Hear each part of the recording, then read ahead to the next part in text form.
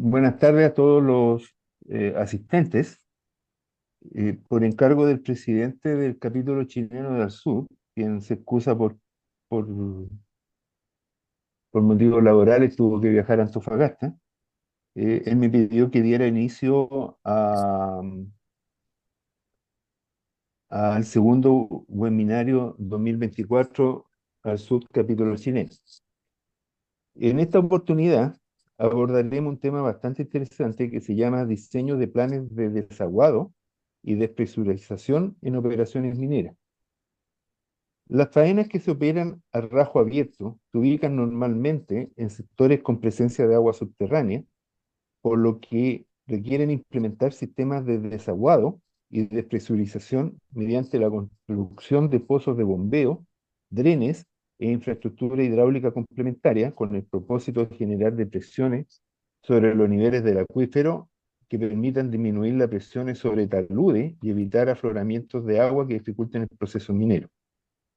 Una adecuada implementación de estos sistemas disminuye los riesgos asociados a estabilidad de taludes por presencia de agua y permite generar oportunidades para mejorar la productividad de la faena. A partir de aspectos conceptuales y de ejemplos de diseño, en este webinar se presentará un análisis sobre los aspectos que se deben tener en cuenta para identificar aspectos mínimos que deben ser considerados en su implementación y con ello generar recomendaciones tanto operacionales como de gestión interna en función de las condiciones específicas de cada faena. Expone don José Luis Delgado, gerente de hidrogeología de Itasca, Chile, ingeniero civil, con especialización en hidráulica, sanitaria y ambiental por la Universidad de Chile. Mi tocayo cuenta con más de 18 años de experiencia en consultoría y minería, liderando equipos de alta especialización en la captura y procesamiento de información hidrogeológica para fines de extracción de agua subterránea y manejo de condiciones operacionales de rajos, botaderos y tanques de relave. Se ha desempeñado previamente en consultoras especializadas como Arcadis, SGA y en compañías mineras como Collahuasi y TEC. José Luis es miembro del equipo asesor del directorio del Sur, Chile y colaborador habitual de nuestra organización. Muchas gracias, José Luis, por compartirnos este interesante trabajo. Les recuerdo que primero se realizará la presentación para luego dejar un espacio para consultas y comentarios que se puedan hacer tanto a través del chat o levantando la mano. Muchas gracias. José Luis, te dejo la presentación. Ok, voy a cargar aquí la.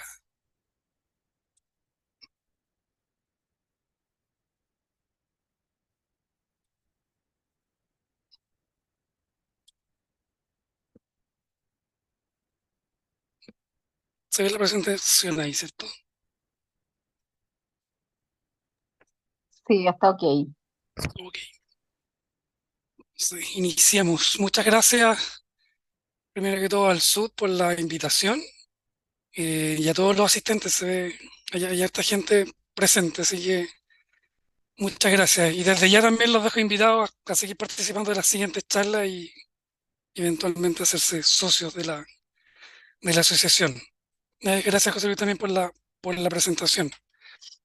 La idea de esta presentación, como el título lo dice, como lo mencionó recién el tocayo, tiene que ver con presentar una idea, ¿cierto?, de los conceptos principales que nos encontramos, los que nos toca de alguna manera diseñar, asesorar a compañías mineras en el diseño de planes de desaguado y despresurización. ¿Ya? Y también, desde ese punto de vista, analizar tanto los conceptos como las complejidades que uno se va encontrando en el proceso. ¿Ya? Y los elementos que se deben tener en cuenta para hacer que estos diseños finalmente funcionen y se implementen y también, obviamente, con costos razonables, con eh, sistemas constructivos también que sean factibles de implementar. ¿Ya? Eh, la idea también es al final de la presentación, con la experiencia que cada uno tiene ahí, me imagino que hay varios colegas que vi algunos nombres que también participan de alguna forma en este tipo de, de trabajo, podamos hacer alguna discusión y quizás sacar en limpio algunos de los puntos. ¿ya? Así que vamos a partir.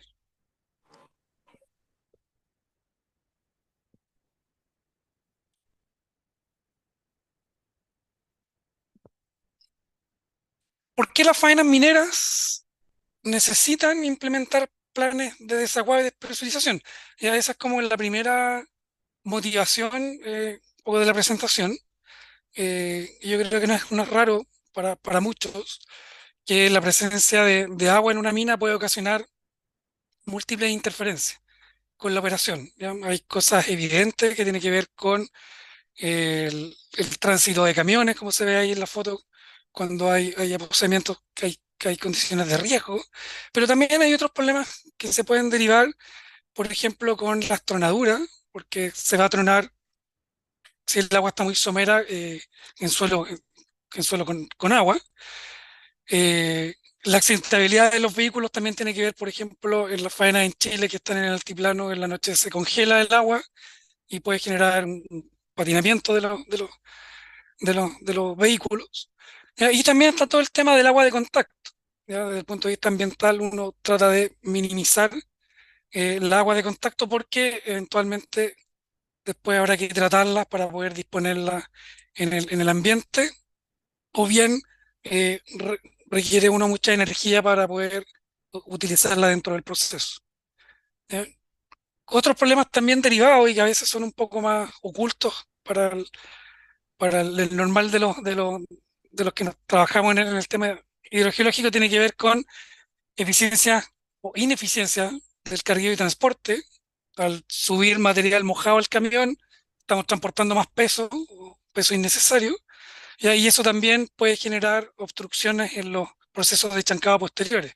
Si el mineral va muy húmedo, puede generar algún tipo de obstrucción en los molinos, por ejemplo. Y, por supuesto, y quizás lo más relevante, tiene que ver también en la medida que hay más agua dentro de la mina, hay un aumento del riesgo de falla de taludes, ya por efecto de la presión que genera esa agua en las paredes. Voy a apagar mi cámara solamente por si no se leía el.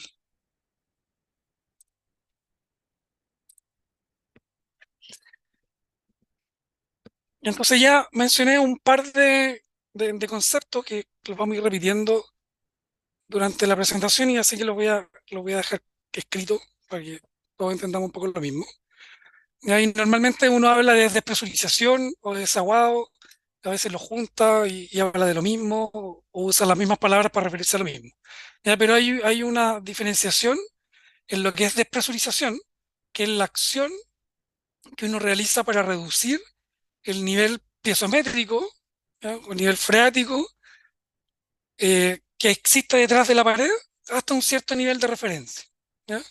Y desaguado es la acción que yo realizo, que una faena realiza, para extraer el agua desde la mina, ya tanto aquella necesaria para despresurizar, ¿cierto? Si yo quiero bajar los niveles, necesito bombear, por ejemplo. Entonces, la acción de sacar esa agua y transportarla a otros lugares, se habla que todo eso es el sistema de desaguado. Normalmente está compuesto por pozos, drenes, zanjas, canales, piscinas, tuberías, estaciones de bombeo. Entonces involucra eh, infraestructura que normalmente a veces los hidrogeólogos no tenemos tan presente cuando hacemos nuestros diseños. ¿Ya? Entonces en despresurización se refiere básicamente a bajar niveles y desaguado a toda la infraestructura necesaria para poder sacar el agua. ¿Ya? Y aquí también eh, todo lo que es agua lluvia, por ejemplo, que cae en, o se acumula en distintos sectores de la mina, también entran dentro del concepto del desaguado. Y solo para graficar, pues aquí un esquema bien, bien simple, que en una condición premina, cuando en un suelo yo tengo el nivel estabilizado en condición natural, ¿cierto? Y tengo un pozo de observación, voy a medir el nivel en este punto. Ya si yo excavo eh, un rasgo, por ejemplo, estos niveles van a tender a bajar por la excavación misma, se va a generar afloramiento de las paredes probablemente, y se va a generar aquí un descenso de niveles que normalmente es lo que le llevamos o de manera bastante simple la despresurización del sistema en ese punto. Ya la despresurización siempre se va a medir de acuerdo al punto de control que yo esté estableciendo.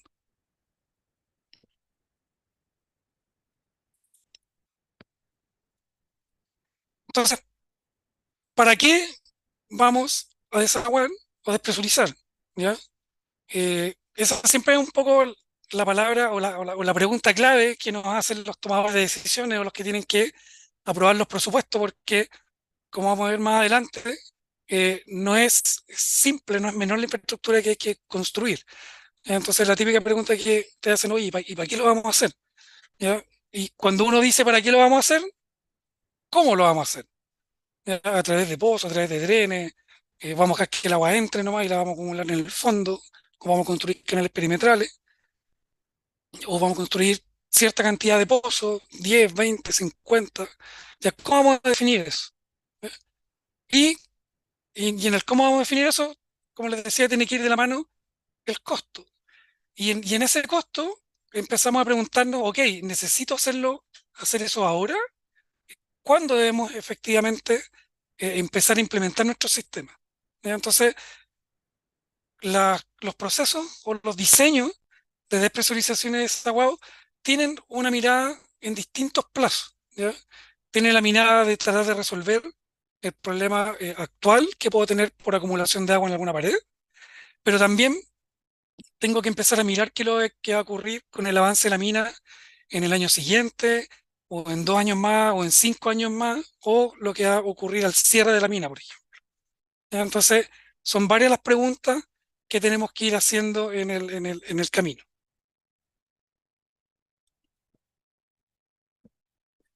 Y dentro de esas preguntas siempre partimos con un diagnóstico de la condición actual, ¿cierto? Vamos a tratar de alguna forma, de caracterizar el sistema. Eh, por supuesto que aquí el foco tiene que ver con la hidrogeología, pero van a haber otros diagnósticos también que se van a hacer desde el punto de vista de la ingeniería, eh, de los temas ambientales, de los temas de geomecánica y geotecnia, por supuesto. ¿Ya? Pero enfocándonos en la parte de hidrogeología, siempre vamos a buscar hacer un diagnóstico de la condición actual y cómo va a evolucionar eso en el futuro. Y en base a eso, cuando eso lo tenemos más o menos claro, podemos establecer recién algunos objetivos y podemos priorizar también esos objetivos. ¿Ya? Podemos, como lo vimos en las primeras láminas, hay una serie de riesgos que se me pueden gatillar: accidentabilidad de camiones, el tema de obstrucción en los chancados, etcétera. Eh, pero alguno de esos va a ser prioritario y por lo tanto lo voy a colocar en el primer nivel, con el fin de proponer soluciones que apunten a resolver esos problemas. ¿Ya? Puede ser que todos esos problemas que mencioné se solucionen con medidas de mitigación distintas. ¿Ya? También puede ser que una medida de mitigación cubra varios de esos problemas o soluciones para esos problemas, pero es usual que uno pueda diferenciar eh, soluciones con tipos de problemas que se me pueden gatillar. Entonces aquí es clave entonces la caracterización del sistema a través de todo lo que uno denomina normalmente la geociencia: ¿ya? Geología, geomecánica, geotecnia, hidrogeología y otros colegas por ahí que participan de los diseños en minería. ¿Cuáles son esos requerimientos mínimos para caracterizar los sistemas? Ya, en general hay bibliografía que es bien utilizada. No me quiero explayar mucho en eso, pero mencionarles algunos documentos que son como bien estándar. Hay un estándar, por ejemplo, del canadiense, el Standard of Disclosure for Mineral Project, que habla un poco de la información mínima que tienen que tener los estudios de factibilidad.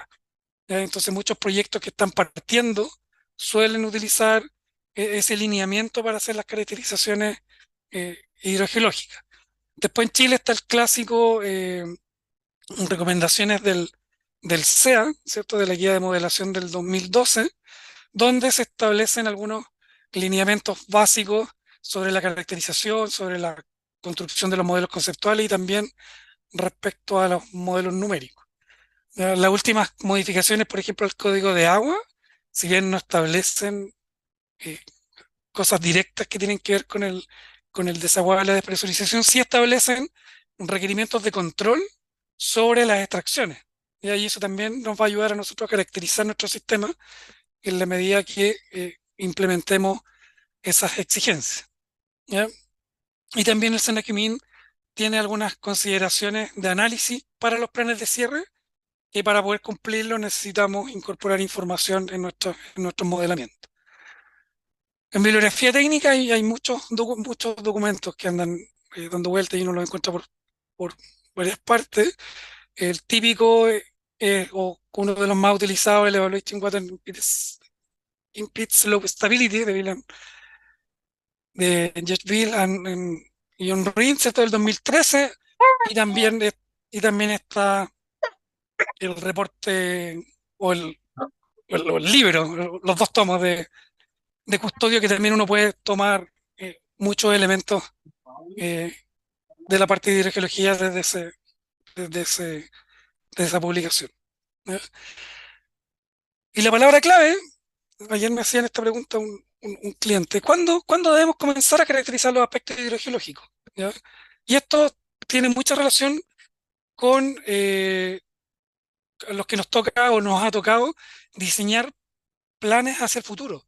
¿Ya? Porque lo típico y lo usual es que nunca tenemos la información suficiente. ¿Ya? Siempre los consultores nos quejamos de que no tenemos datos y cuando me tocó ser parte de la operación, uno trata de convencer a los consultores de que no hay más dinero para levantar más información.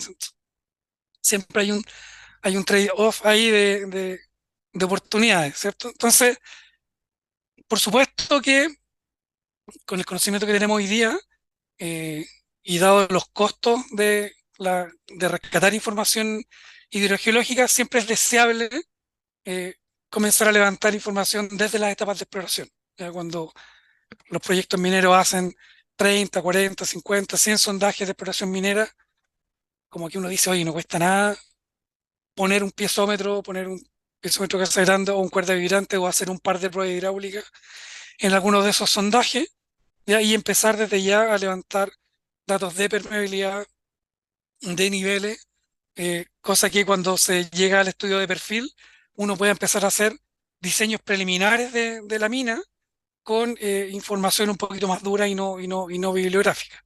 Ya todavía uno se encuentra eh, con proyectos en estudios de factibilidad, incluso algunos entrando ya a estudios de impacto ambiental, donde todavía mucha de la información de respaldo es información bibliográfica y eso como que hoy día ya no es tan bien visto. Por supuesto que en las etapas posteriores, cuando ya construyo el proyecto, cuando estoy operando, cuando ya estoy analizando proyectos de expansión, en toda esta etapa ya estoy levantando probablemente información, ya sea porque lo necesito para la operación de la mina o porque también indirectamente lo necesito para hacer reporte a la autoridad. ¿Ya? Entonces, entender las condiciones hidrológicas, hidrogeológicas del entorno de una operación pueden tener implicancia también en el ciclo de vida. ¿Ya?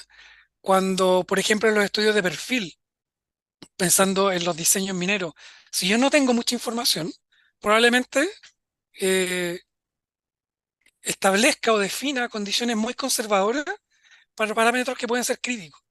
¿Ya? Entonces, en la medida que podamos dar más certeza a esos rangos de valores o a esos valores preliminares que uno empieza a levantar en las etapas iniciales de los proyectos, probablemente vamos a tener más certeza también de los costos probablemente del proyecto, ¿ya? De cuánta inversión tenemos que hacer y cuánto costo en operación. Y eventualmente también de la viabilidad socioambiental si es que eh, tengo condiciones desfavorables desde el punto de vista del efecto hacia otros sectores. ¿Ya? Entonces, la caracterización y la modelación del sistema son en sí mismos desafíos súper relevantes, ¿ya? Por no decir desde el punto de vista de la hidrogeología, el desafío principal, eh, poder llevar eh, esta mina, esta foto que tenemos acá, a herramientas, ¿cierto?, que nos permitan hacer diseño y evaluar alternativas. ¿cierto? Pasando por toda la conceptualización que hay de por medio, ¿ya? Siempre recordar que estamos tomando decisiones a partir de información de terreno que estamos interpretando. Entonces, tenemos que siempre tener esa noción en la cabeza, que estamos utilizando herramientas que asumen ciertas condiciones del terreno con pruebas que pueden ser locales y por lo tanto parte del diseño o de lo que yo tengo que tener en cuenta en los riesgos de mi diseño es que no siempre tenemos toda la información para poder hacer un modelo lo suficientemente robusto con toda la información que uno desea. Siempre van a haber grados de incertidumbre asociados. ¿Ya? Y lo otro que es clave, siempre acordarnos en los diseños mineros, donde estamos metidos en la roca y normalmente los sistemas que son más sedimentarios no están presentes, ¿ya? Es que toda la conceptualización y modelación normalmente la pensamos bajo el concepto de la ley de Darcy, con sistemas más o menos homogéneos, medios porosos, pero en realidad nos encontramos con sistemas que son fracturados, flujos que están muy a veces centralizados en algunas estructuras, y sistemas que son en realidad rocas fracturadas y no tienen mucho que ver con los medios porosos. Nos atrevemos a hacer esas aproximaciones porque son sistemas grandes, pero siempre tenemos que tener en cuenta que la realidad es bastante distinta de a veces de la expectativa. Entonces eso también tenemos que controlarlo. ¿Ya? Y otra cosa que uno puede ver en este ejemplo en particular, en esta foto, es que el agua no siempre es un problema desde el punto de vista de la estabilidad. ¿Ya? Aquí ven casi que el ángulo es en 90 grados. ¿Ya? ¿Por qué? Porque el, la resistencia de, del macizo rocoso es una función de una característica intrínseca del suelo, ¿ya? Y se ve disminuida por este valor P, que viene a ser la presión que está ejerciendo el agua detrás. ¿Ya? Cuando estos valores de, de esfuerzo normales, de cohesión, son bastante altos, que el efecto de la presión, como en este sistema, puede ser súper despreciable y no necesito ir a despresurizar el sistema. Ya no lo requiere y ahí viene o es válida la pregunta, oye, ¿para qué necesito sacar el agua? Pero en otros casos sí va a ser un gatillante y ahí se pueden dar fenómenos como este, donde debido a la presencia de agua, un talud puede ceder. ¿Ya? Y por lo tanto, eh, esa presencia de agua puede generar factores de seguridad que no son adecuados, pueden ser eh, factores de seguridad menores que uno, ¿ya? Entendiendo que un factor uno es una situación muy en equilibrio, eh, y por lo tanto, para que no ocurran eventos de este tipo, yo necesito ir a sacar el agua que está detrás de la pared. Voy a nombrar más adelante un par de veces más el tema del factor de seguridad. Ya, como les decía, el factor uno es como una situación muy en equilibrio y por lo tanto yo no lo quiero tampoco porque estoy en el límite. Y se suele utilizar en geomecánica factores como recomendaciones, factores de seguridad sobre 1.3, 1.4, 1.5, dependiendo ahí también del cliente, del riesgo que se quiere correr. Pero normalmente son valores sobre 1.3. ¿Ya? En un par de ejemplos van a ver variar un poco ese número. ¿Qué voy a hacer para controlar ese nivel detrás de la pared? Normalmente lo que uno hace es simular, ¿cierto? De alguna forma o proyectar de alguna forma el nivel que está detrás de la pared y voy a evaluar ese efecto en en esta zona, ¿cierto?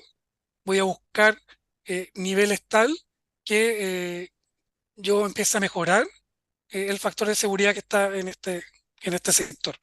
No, no es deseable tener un factor de seguridad menor que uno, entonces voy a tratar de bajar los niveles tal que los factores empiecen a mejorar.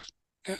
En una condición extrema, por ejemplo, en esta figura, yo podría tener la pared seca y tener un factor de seguridad de 1.6. Y uno dice, oye, ¿necesito un factor de seguridad de 1.6? ¿Qué pasa si dejo igual un poco de agua en la pared? Y al dejar un poco de agua en la pared, yo podría, por ejemplo, llegar a factores de 1.3, que podrían ser aceptable, ¿ya? Por supuesto que bajar el agua de este nivel a dejarlo seco pueden ser varios millones de dólares de diferencia, ¿ya? Entonces esas son las cosas que tenemos que tener a la vista, ¿ya? Un ejemplo muy rápido de cómo se puede hacer esto, ¿cierto? Eh, el- por ejemplo, en este rajo que tiene muchos pozos de bombeo, eh, se está diseñando aquí un talud que se quiere optimizar, ¿eh? Y al evaluar el talud, eh, van a ver acá que la condición seca, que el ejemplo que ya le había mostrado, da un factor de 1,6 y yo no necesito tener la pared seca, pero si no hago nada, ya el factor de seguridad es 1,3. Ahí estamos buscando un factor de seguridad, en este caso, de aceptabilidad de 1,5. Entonces tengo que llegar a un nivel de equilibrio tal que voy a buscar ese factor de 1,5. ¿Ya? Requerimiento de la faena normalmente es, como les decía, establecer un criterio de aceptabilidad, que en este caso es el 1,5, pero como ya les comenté, puede ir variando de acuerdo al- a la operación o a los estándares de cada operación.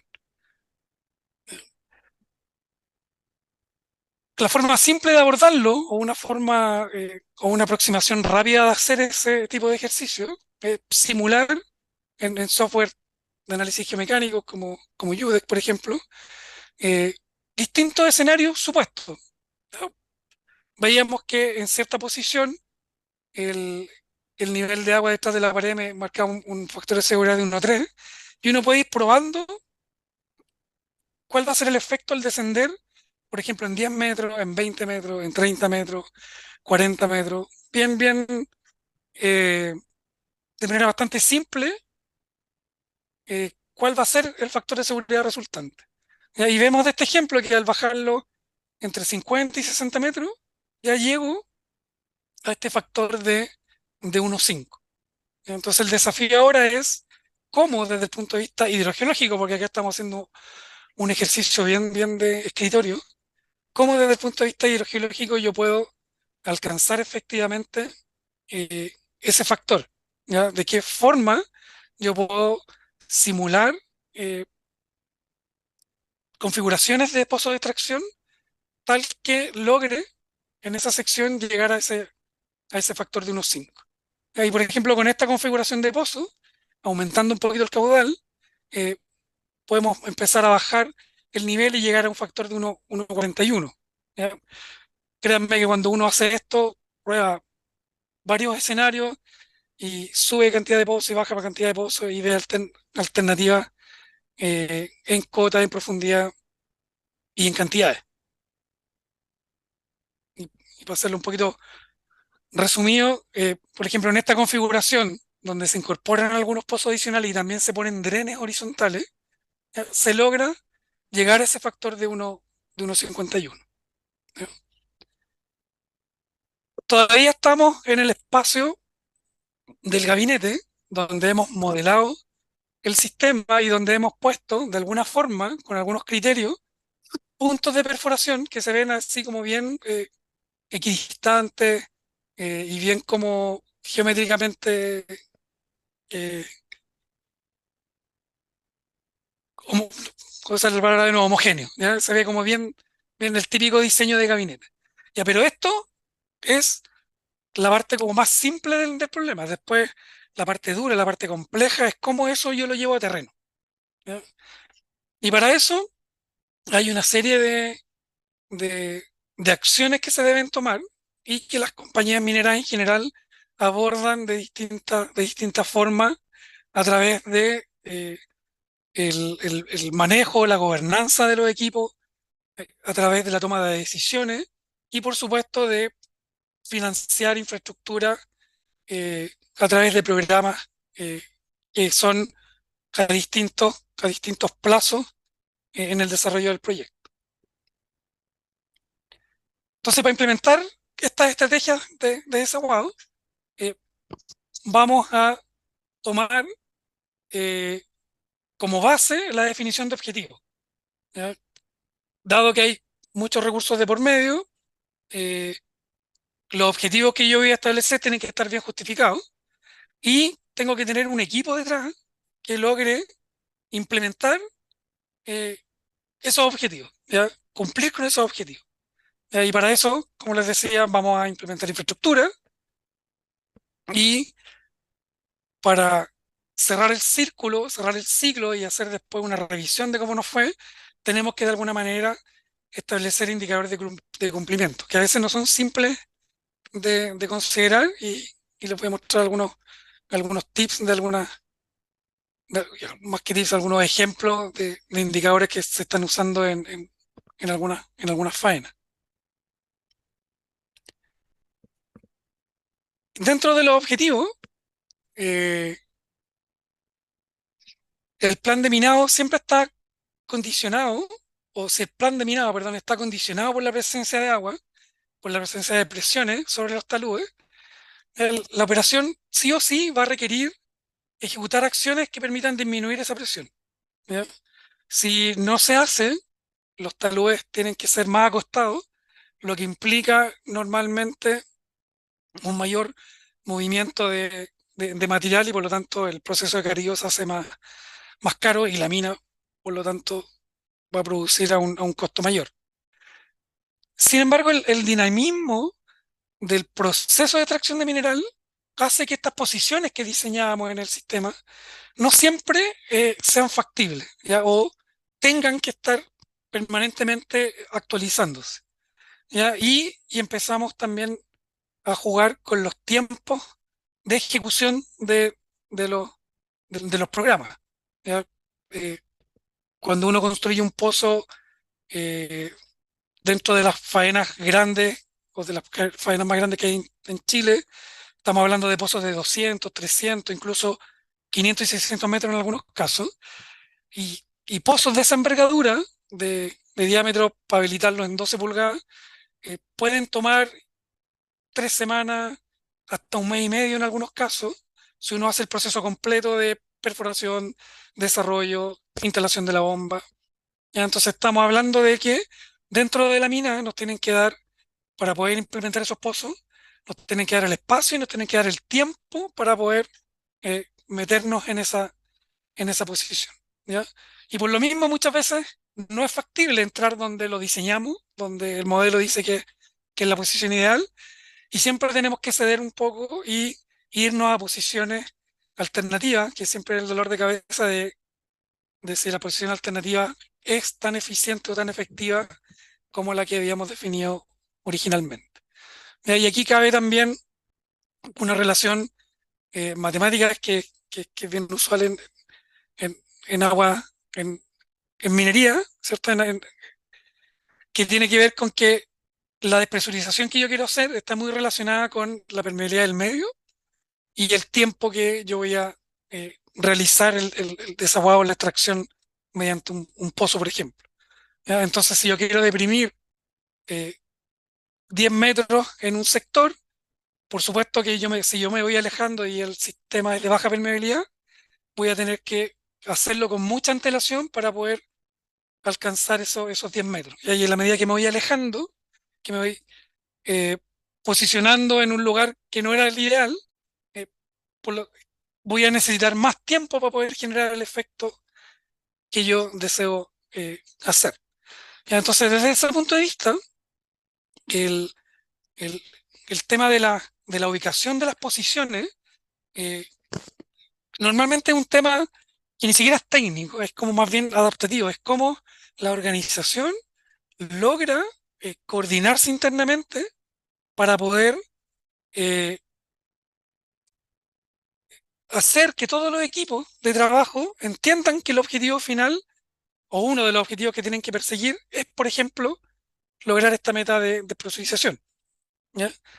Y desde ese punto de vista, es clave el trabajo que tienen que hacer estos distintos especialistas y cómo dentro del ciclo de planificación de la mina, eh, la información va fluyendo de un especialista a otro para poder alcanzar esas metas, Hay que tener en cuenta además que dentro de un año normal, eh, las compañías mineras tienen varios planes de desarrollo o se aprueban planes de minado con distintas precisiones dependiendo de la mirada a largo plazo o de corto plazo que tengan.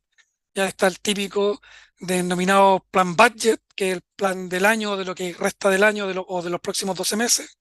Está el plan del quinquenio, que está mirando los próximos 5 años, y está el plan de largo plazo o LOM de la vida útil de la mina.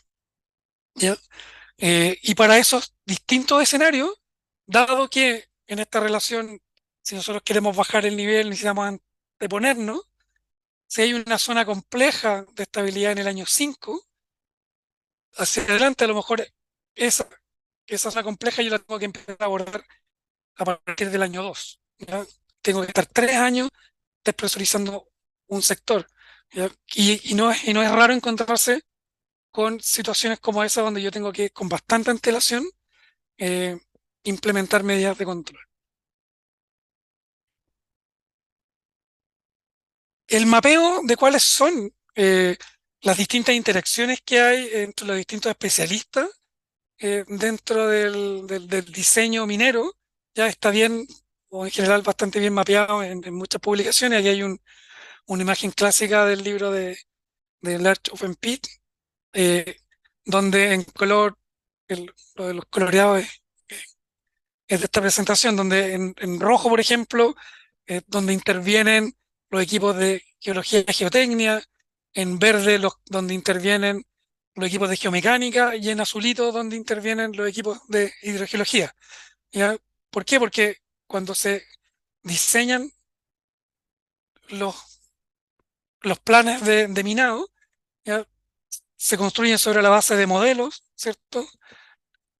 Eh, y todo el diseño, los análisis y las implementaciones tienen que ir iterando, ir recogiendo la información de terreno, e ir validando los condicionamientos, eh, por ejemplo, de niveles de agua, para poder hacer factible el diseño del plan.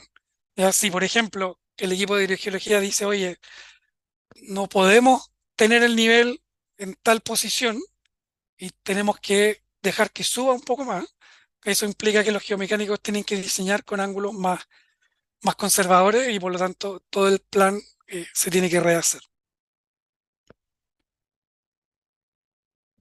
Y todo ese plan y toda esa medida después que llevarla a terreno y normalmente la infraestructura y probablemente gran parte de la asamblea aquí ya conoce mucho de los sistemas que se implementan, que tienen que ver con, por ejemplo, los canales perimetrales que están en los bordes, que evitan que hayan escorrentías directas por los taludes, eh, bombeos perimetrales, piezómetros que estén más perimetrales a la mina, piezómetros que estén dentro de la mina, pozos de bombeo que están dentro de la mina, o nuevos piezómetros un poco más adentro, sistemas de drenes, canaletas que puedan ir a pie de talud o drenaje a pie de talud, etcétera. Aquí uno puede, en un esquema como este, incorporar una serie de elementos que nos ayuden al manejo de las aguas, que finalmente que lograr o no posicionar uno de esos va a depender de la coordinación que se pueden hacer con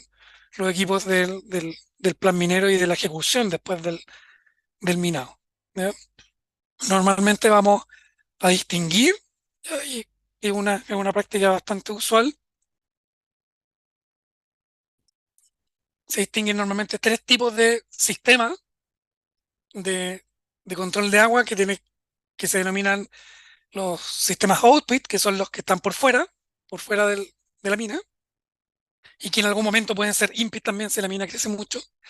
Están los input que ya están dentro de los bancos, y están todos los sistemas de monitoreo y control que nos ayudan a eh, evaluar las condiciones del sistema hidrogeológico en la efectividad también de estos sistemas de bombeo o de control de agua.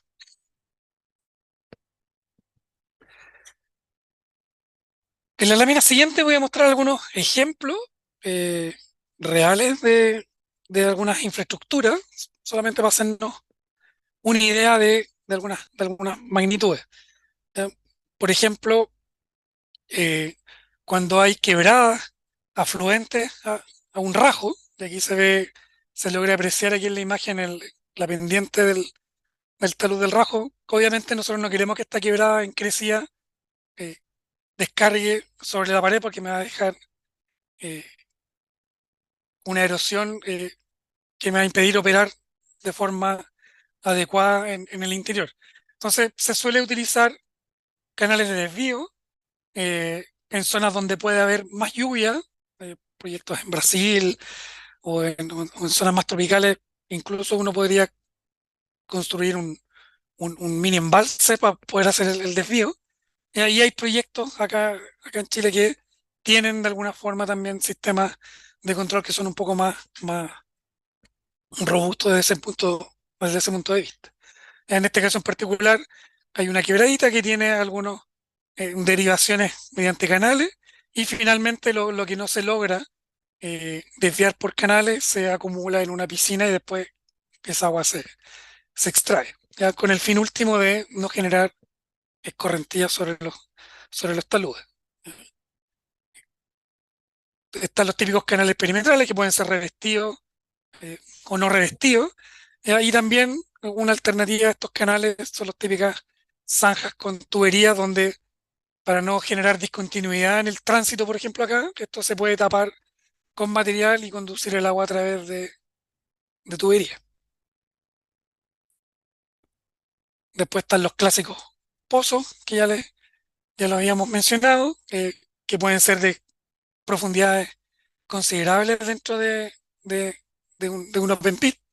Ya, creo que ya se los dije, 200, 300, 600 metros en algunas faenas, lo que implica también tener una logística adecuada para poder disponer de equipos que me permitan bajar las bombas a profundidad. Si yo necesito construir un pozo de 600 metros porque tengo el nivel freático a 350, 400 metros, y por lo tanto necesito bajar una bomba con todo lo que implica tuberías, cable y todo eso dentro del sistema, y por lo tanto tengo que tener grúas que soporten ese peso, son muchas toneladas.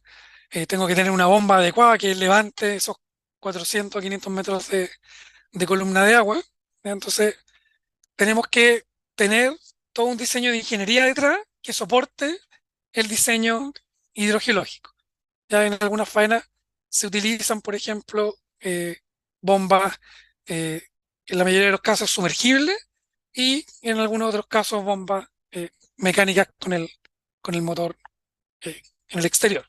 Aquí hay un par de ejemplos de. Esta es una mina subterránea que tiene pozos del orden de 200 metros donde está el motor afuera, y aquí hay un clásico pozo con la bomba sumergible eh, en el interior. Los otros sistemas clásicos son los drenes, ¿ya? Muy utilizados en minería subterránea.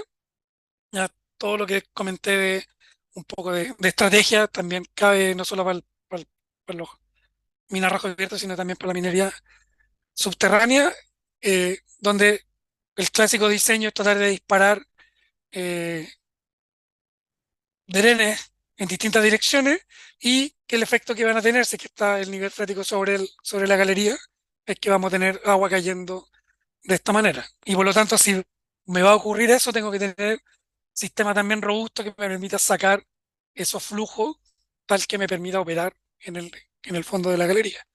En proyectos en Perú, por ejemplo, uno se puede encontrar fácilmente con caudales de 600, 800 litros que hay que manejar dentro de estos sistemas. Aquí se ve también un flujo en un dren lateral. Y esto también lo vemos en el típico dren en una pared, ¿eh?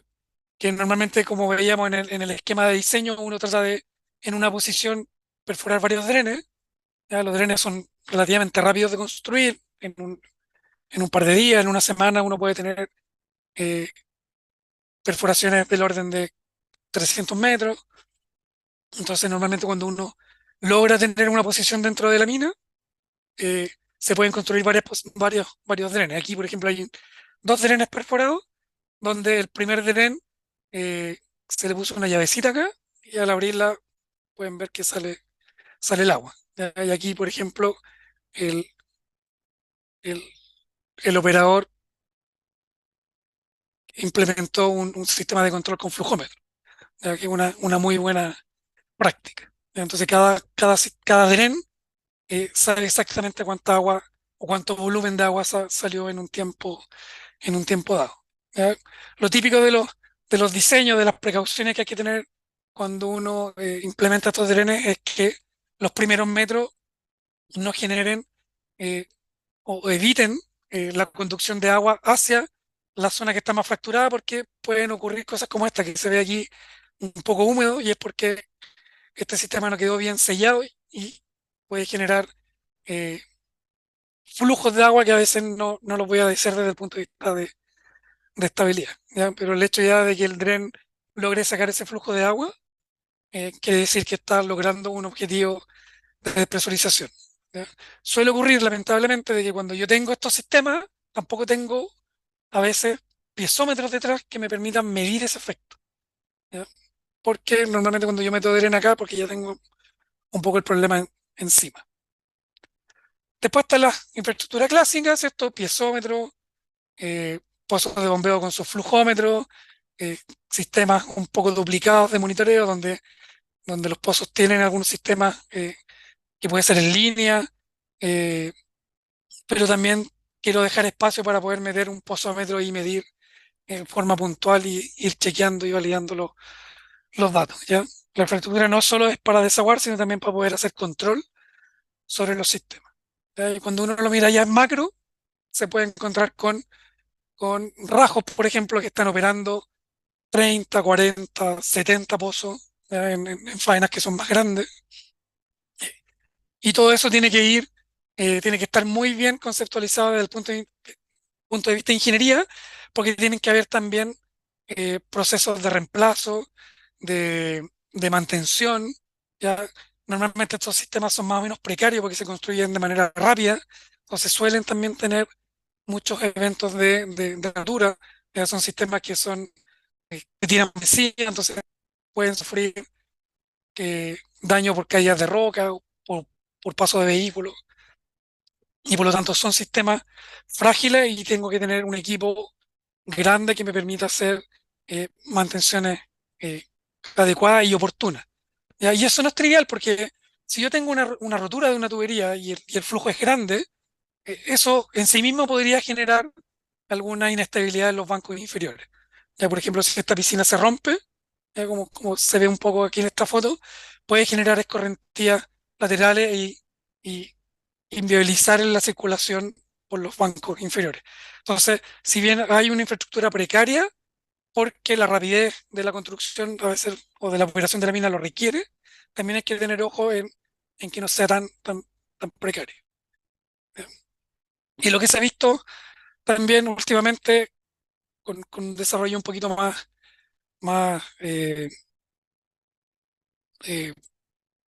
no sé si es la palabra de ingeniería, pero las faenas en los últimos años con este tema de la solicitud de información que solicita la DGA de informar de las aguas del minero, en general han ido ordenando eh, la forma de reportar y la forma de manejar eh, los diagramas de flujo, y uno ahora en general encuentra en las faenas mineras eh, que le pueden describir con esquemas de este estilo cómo ocurre el desaguado, cosa que hace algunos años era difícil encontrar en la industria, a pesar de la importancia que tienen estos sistemas para la operación de la mina.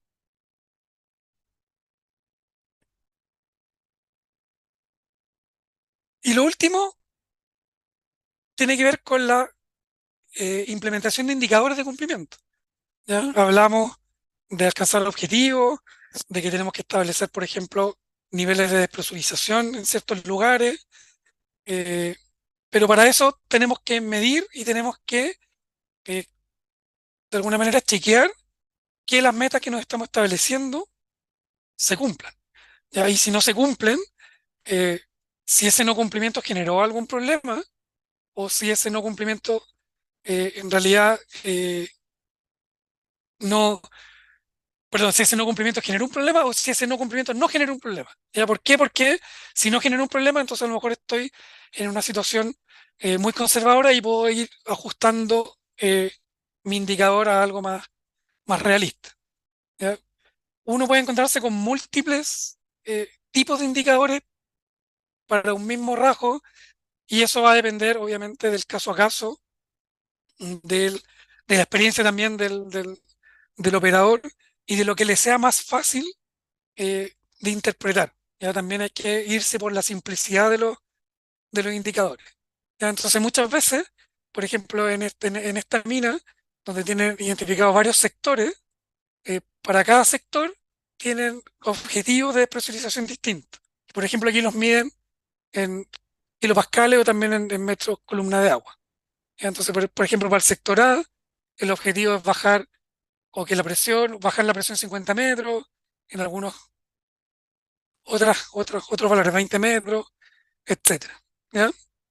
Va a depender de caso a caso y, por supuesto, también cuando uno dice, la clásica pregunta, uno dice, necesito bajar en cierta pared 20 metros el nivel o la presión, entonces uno le dice, oye, ¿es bajar el nivel 20 metros o estar detrás del talud 20 metros? ¿Ya? Eso también es parte de las definiciones y normalmente uno habla de tener el agua detrás de la pared de X metros, que es lo más normal, pero también puede ser hacia abajo, pero tiene que quedar eso bien definido y tiene que establecerse eh, una secuencia de esa deseo de bajar el nivel. Indicadores un poquito más elaborados tienen que ver con empezar a juntar esta información geomecánica de los factores de seguridad con simulaciones del nivel en alguna posición en el futuro. ¿Ya? Por ejemplo, este es un resultado de un modelo hidrogeológico donde los puntitos eh, naranjos son datos observados y la línea azul es el modelo calibrado desde aquí hacia atrás y de aquí hacia adelante el nivel proyectado por el modelo. Y en este caso, por ejemplo, si el nivel sube a esta franja que está acá, los factores de seguridad empiezan a observarse bajo 1,5 para ese talud. ¿Ya? Y por el contrario, si el nivel logra bajarse por, en esta banda, los factores de seguridad eh, están por el lado seguro por sobre 1,5. Entonces, yo puedo ir chequeando cómo este nivel va evolucionando en el tiempo, de acuerdo a los pozos que yo tengo de bombeo implementados en algunos de estos lugares, eh, y puedo ir generando alertas si es que me estoy pasando a un factor de seguridad 1,4, 1,3, hasta llegar al factor que se establezca como límite. Si en este caso es 1,5, que en el momento que yo me salga de la franja, ¿ya? Y por supuesto, en este caso yo, si sigo monitoreando, voy a ver en algún momento en qué posición voy a estar, o si me estoy acercando, cambiando la tendencia hacia salirme de la franja que yo establezco de seguridad. Y a veces una forma también de abordar lo que es bien práctica, pero requiere un proceso de iteración y de trabajo con los equipos de modelamiento geomecánico.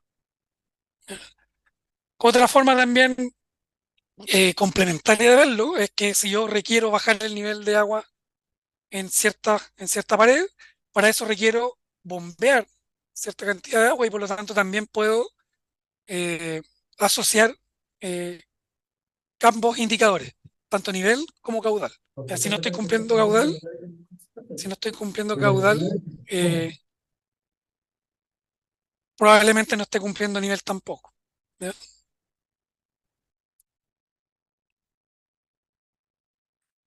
Y después hay algunos tipos de indicadores que son más cualitativos, que tienen que ver, por ejemplo, con los seepage o los afloramientos en las paredes, ya que uno usualmente o uno le recomienda siempre al cliente hacer seguimiento satelital, por ejemplo, a través de drones o a través de fotografía desde puntos fijos cómo va evolucionando los afloramientos en las paredes, como se ve acá, hay varios afloramientos en este sector, y que aquí están modelados y coinciden con esta pared, y por lo tanto yo puedo ir eh, implementando diseños de despresurización o de desaguado y voy viendo cuál es el efecto sobre esos afloramientos en el tiempo. Entonces puedo ir superponiendo fotografía y ver si efectivamente eso está generando alguna disminución y espero tener en algunos meses siguientes esta pared seca.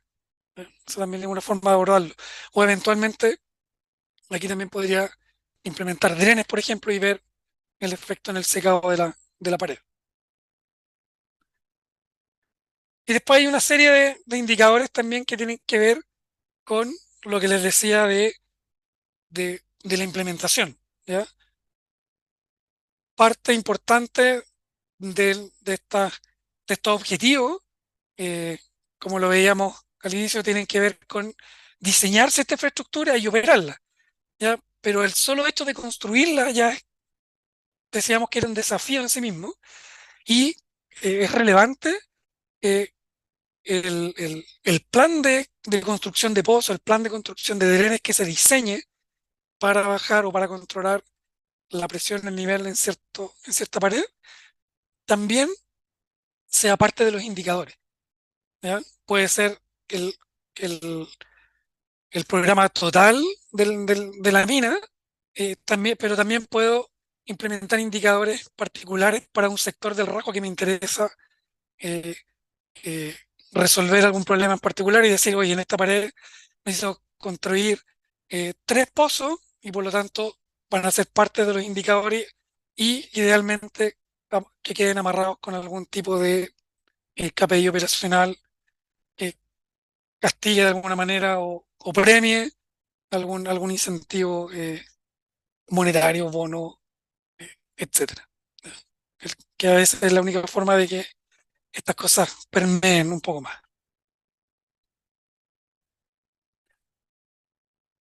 Y luego de que tenemos los indicadores, ¿cierto? Entonces, eh, si le estamos haciendo seguimiento, vamos a estar recogiendo información de terreno y como siempre en hidrogeología, eh, todas las recomendaciones tienen que ver con que la información de terreno vaya a alimentar y desafiar los modelos conceptuales, ¿ya? Y se vaya retroalimentando este sistema de modelación y de caracterización con el fin de siempre ir mejorando nuestros modelos, las caracterizaciones y las proyecciones que podamos hacer, ¿ya?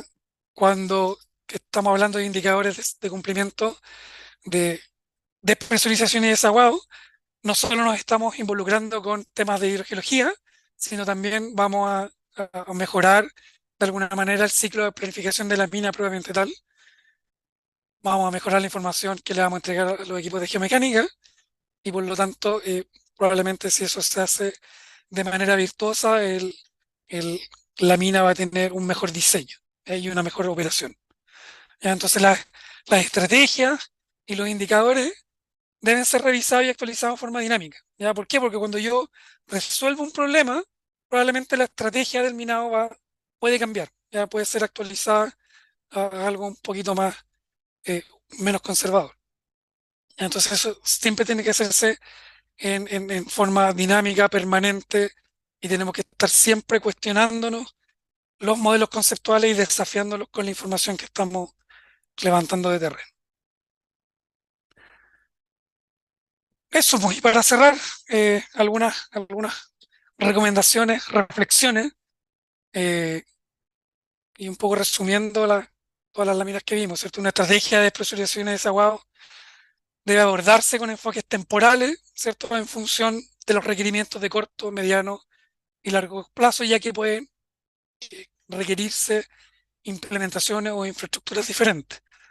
El establecimiento de indicadores de cumplimiento es algo clave, ¿ya? Que es la única forma que tenemos de chequear que los diseños que estamos implementando funcionan, ¿ya? Y para eso tienen que estar soportados por infraestructura, por gobernanza y por levantamiento de información de terreno, ¿ya?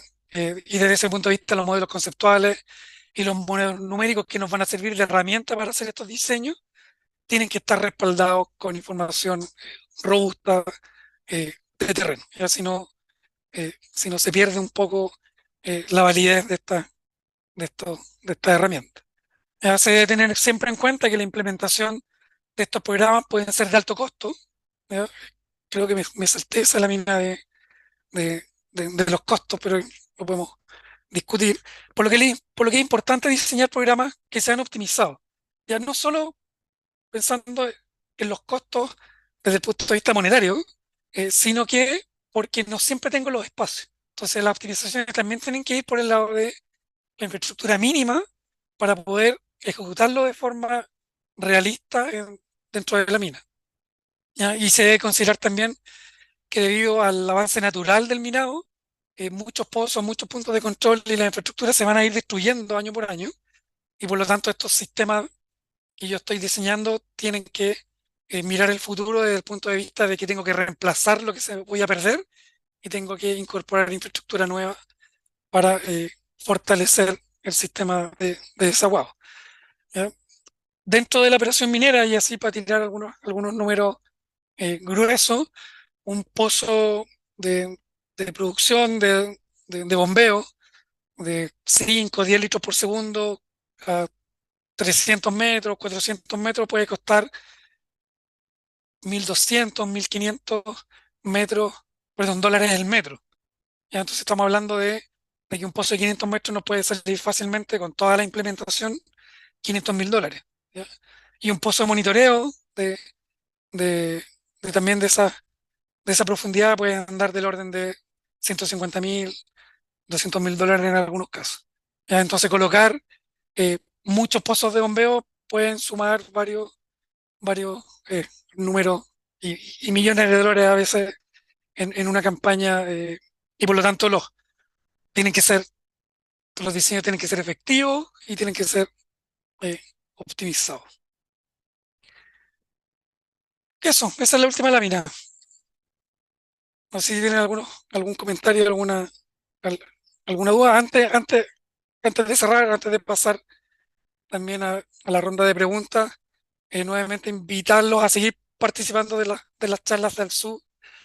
Para los que no son socios, hacerse socios, se pueden hacer socios desde el punto de vista personal, pero también como empresa, así que también inviten a sus empresas a participar de manera más corporativa.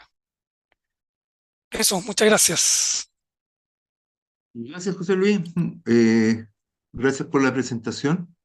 Por lo menos yo no veo dentro del chat ninguna consulta, así que podemos partir con consultas, bueno, si alguien quiere escribir en el chat o levantando la mano.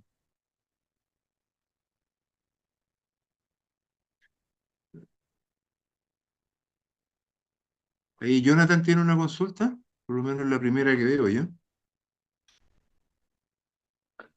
Sí, ¿cómo Eh, está? Sí, Dale, por favor. ok, gracias. Sí, bueno, primero muchas gracias, José Luis, excelente presentación. Solo tengo una duda, tú en base a tu experiencia, ¿cuáles son los retos que vienen a futuro con respecto a este tema de presurización del desaguado? ¿Ves alguna oportunidad a futuro que uno como hidrogeólogo tiene que estar apuntando, que está pasando y que se viene a futuro? Gracias. Gracias, Jonathan, por la pregunta. Eh, la parte más técnica, más de levantamiento de información en general, como que hay harto conocimiento y está bien abordado desde ese punto de vista. Hay desafíos también por el lado de la modelación, cada vez hay requerimientos un poco más exigentes respecto a la calidad de las calibraciones o de pruebas que hay que hacer, por ejemplo, de análisis de incertidumbre o cosas que no están abordadas desde este punto de vista. Quizá el mayor desafío, sobre todo para las minas que ya llevan algunos años operando, tiene que ver con la profundidad, eh, porque tenemos que cada vez hacer pozos más profundos para poder extraer el agua y en algún momento probablemente tengamos que empezar a mirar otro tipo de soluciones, ¿ya? Pozos inclinados, empezar a mirar con un poquito más de cuidado el tema de utilizar túneles para hacer desaguado. eh, pero la mina subterránea también pasa un poco lo mismo, de que cuando la mina es muy profunda, 600, 700 metros, no tengo la capacidad a veces de implementar pozos de monitoreo por los costados, por el exterior de la mina, o de protección porque son muy profundos. ¿Ya? En Chile hace algunos años nos tocó ahí con uno de los que están presentes diseñar algunos sistemas de bombeo profundo, quizás los primeros pozos del orden de 600 metros de profundidad con niveles dinámicos a 400 metros, y tuvimos que ir a mirar bombas, por ejemplo, en la industria petrolera, ya para poder levantar agua a esas profundidades, lo que requiere, lo que comentaba, toda la logística de eh, ingeniería para poder hacer eh, el- la bajada de los equipos, la resistencia de los materiales, el grosor de los cables, eh, etcétera, etcétera, etcétera. Así que, y también tiene que ver con los materiales, estos materiales que a mucha profundidad tampoco son resistentes, entonces también hay que ver y analizar esa materia. ¿Alguna otra consulta?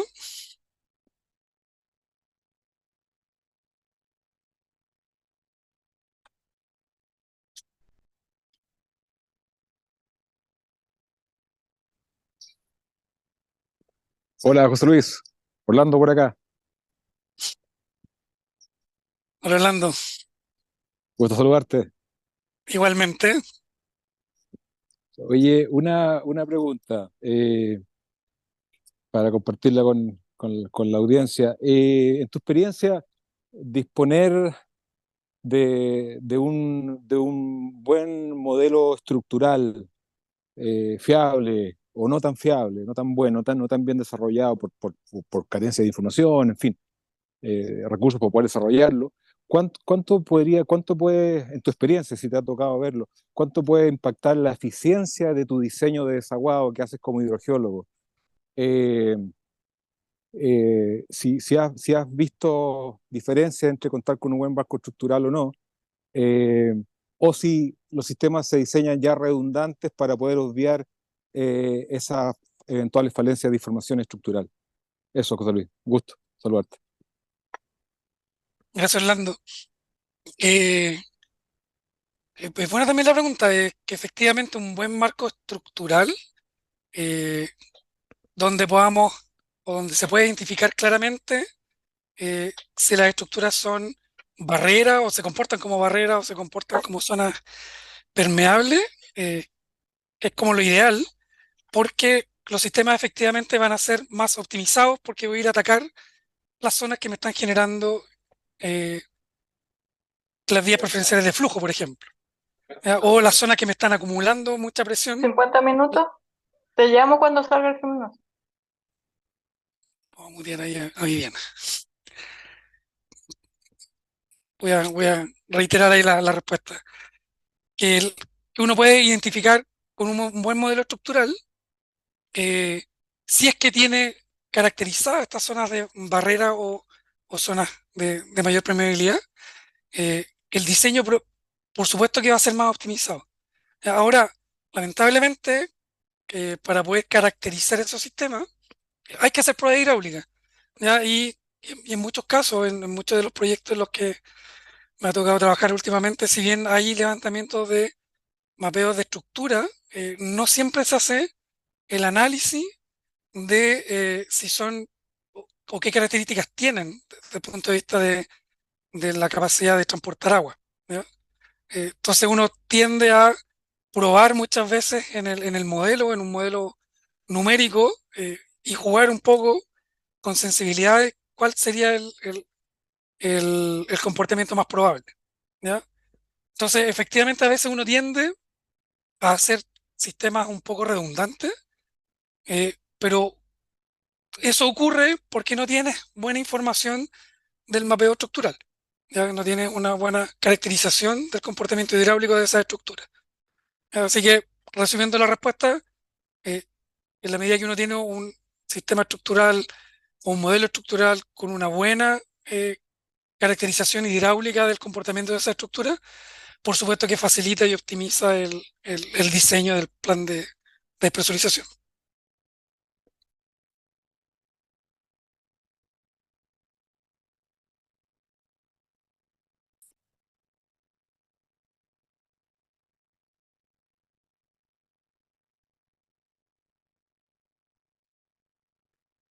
¿Alguien más se anima a preguntar o a comentar experiencias propias?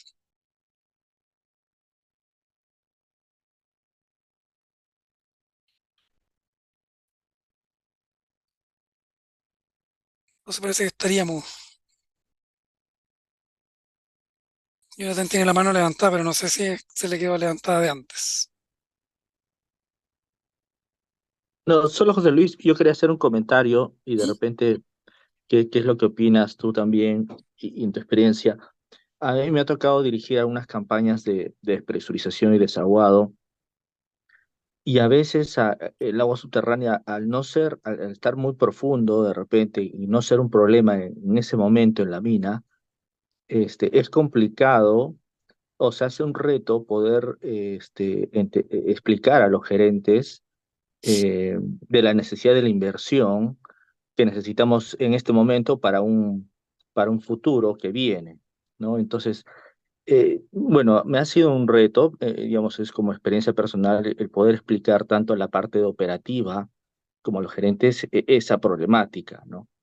Pero no sé si eso es algo general, que tú lo has visto en otros sitios o cómo se está abordando en general, ¿no? Lo comento como experiencia propia. Sí, eso es algo que lamentablemente es bastante usual. eh, Tiene que ver mucho con presupuesto, pero a veces también tiene que ver con desconocimiento. A veces uno como hidrogeólogo no es capaz eh, de transmitir la urgencia y justamente viene dado por que este aspecto que menciono de la gobernanza, porque normalmente no es un tema hidrogeológico en sí mismo. O sea, en muchas minas el agua a veces ni les molesta. O pueden operar con agua, la tiran al fondo del rajo en una mina a rajo abierto o en una mina subterránea, la acumulan en la última galería y la dejan ahí un rato y no les molesta más. ¿Ya? Pero cuando todas las áreas que operan y a alguien le molesta el agua, eh, tiene que haber de alguna forma una justificación técnica para poder sacar esa agua. Si tú no puedes demostrar que hay un beneficio, por supuesto que la plana gerencial no te lo va a autorizar y probablemente no sea solo con los temas de agua, sea con cualquier cosa. ¿Ya? Por ejemplo, hace algunos meses nos tocó trabajar en una mina en México, donde los temas de agua en una mina subterránea no eran estructuralmente o de estabilidad, no es un tema, pero el agua sale a 60, 70 grados de temperatura. ¿Ya? Entonces es imposible operar. eh, uno camina por esa galería y está todo sudado y transpirado y hace un calor insoportable. Entonces, claro, cuando uno tiene eso en el papel, como que no lo entiende, pero eh, hay que evangelizar un poco a la estructura mayor, eh, pero para eso hay que consolidar y definir bien el objetivo de presurización y cuál va a ser el beneficio finalmente. ¿Ya? Hay que recordar que esto es un negocio, entonces, si nosotros estamos planteando que hay que hacer una acción para, en este caso, despresurizar, eso tiene que redundar en algún beneficio operacional, en algún beneficio de estabilidad o en lo que sea que beneficie el negocio minero. Yo creo que por ahí puede estar el desafío de cómo armar la justificación para poder presentar finalmente como un plan de negocio.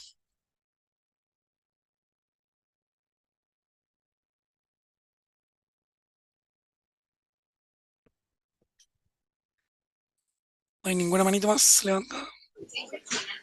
Yo, José Luis, ¿se escucha? Sí, se escucha. Sí. Buenas tardes, Cristian, por acá.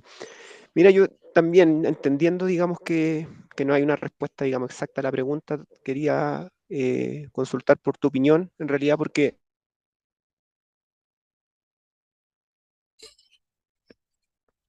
Te quedaste mudo, Cristian.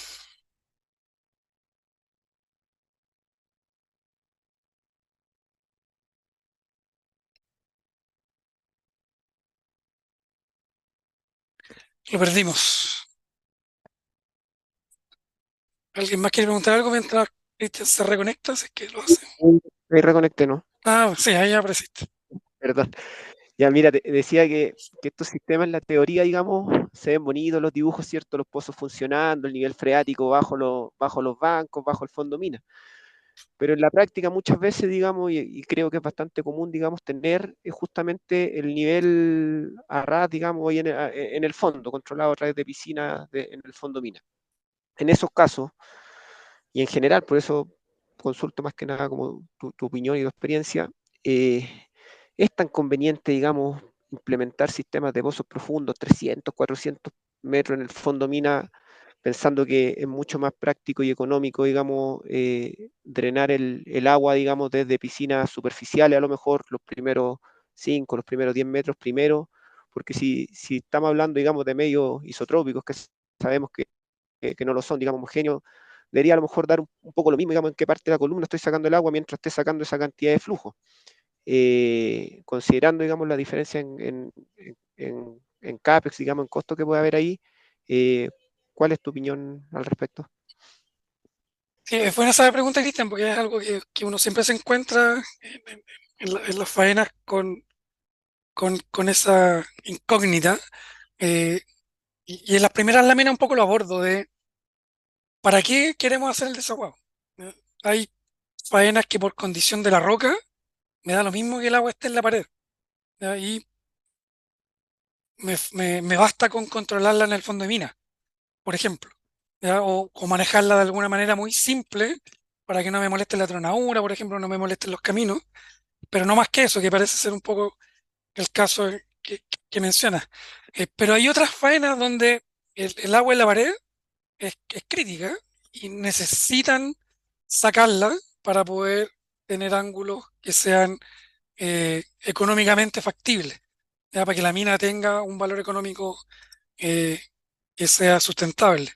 Entonces, va a depender del caso a caso y por eso que es clave responder esta pregunta inicial de ¿para qué necesitamos hacerlo? ¿Ya? ¿Cuál es el objetivo? ¿Ya? Si eso tiene eh, un, un- un trasfondo de estabilidad, solo de operación, ¿ya? Y dependiendo de esa respuesta, eh, uno puede llegar a- a soluciones tan simples como el manejo en el fondo de mina, o en el otro extremo de tratar de tener la mina lo más seca posible a través de pozos.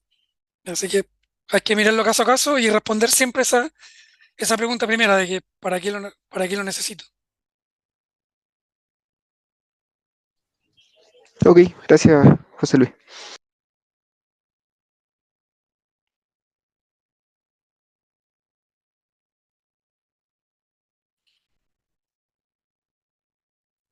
Ahora sí parece que estamos. Luis, buenas noches. ¿Me escuchas? Ah, sí, Julio. Una consulta general, basada un poco en tu experiencia entre lo simulado, digamos, ¿no? Para el tema de la estabilidad de taludes y haciendo una estimación de cuánto flujo tendría que deshidratar del Tajo, de lo calculado versus lo que realmente retiramos, o sea, ¿cuánto es la probabilidad de que esto realmente se cumpla? O sea, siempre se cumple al 100%. O sea, yo entiendo que llega a un factor de seguridad de 1,5 justamente por eso, para asegurar la estabilidad de taludes. Pero para sacar en tus ejemplos, digamos, ¿no? 50 o descender el nivel de 50, 60 metros, eh, vamos a decir que necesitamos sacar, no sé, una tasa de 20 litros, 40 litros por segundo. Entonces, todos estos factores que hacen una estimación, una simulación, en la realidad podríamos tener una estadística de cuánto realmente se cumple, cuánta probabilidad hay y en qué ocasiones podemos fallar también en hacer esa estimación, porque de eso va a depender el sistema de manejo de aguas, el diseño, todo lo que en general has comentado, ¿no? De los costos, de hacer un pozo, comprar bombas y todo el plan de diseño, ¿no? No sé si fui Sí, claro con la consulta. sí, fuiste bien claro con la consulta y tiene que ver harto con la información que tienes de base.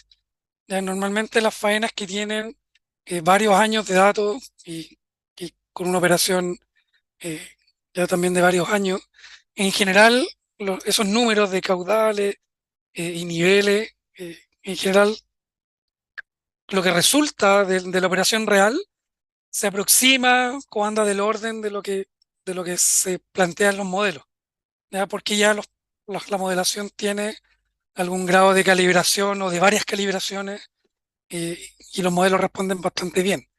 ¿Cuándo ocurren más desviaciones? Cuando estoy proyectando en sectores donde no tengo información, ¿ya? Y que también es parte de esto de tengo que levantar información hidrogeológica en una faena minera. Entre antes yo lo haga, eh, de manera más precisa voy a poder lograr construir estos modelos, proyectar y tener recomendaciones de desaguado o de disminuciones de niveles más precisas. Y ahí lo voy a poder cumplir también de mejor manera, suponiendo que la infraestructura la puedo construir como la estamos diseñando. Pero va muy de la mano de eso, eh, que en la medida que yo tenga mejor información que alimente mis modelos, mis proyecciones, por supuesto que van a ser mejores. Siempre estamos hablando de sistemas hidrogeológicos que tienen incertidumbre intrínseca, así que siempre puede haber alguna equivocación por ahí, alguna desviación, eh, pero entre más información tenga, siempre los modelos debiesen responder de mejor forma.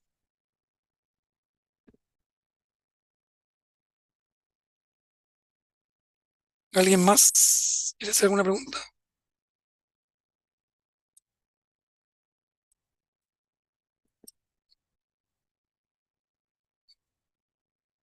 Ahora sí parece que no. Cerramos entonces la sesión, pues los dejo nuevamente invitados a seguir participando en las charlas y hacerse socios a los que no son. Muchas gracias y nos vemos por ahí a varios de los que están por ahí presentes.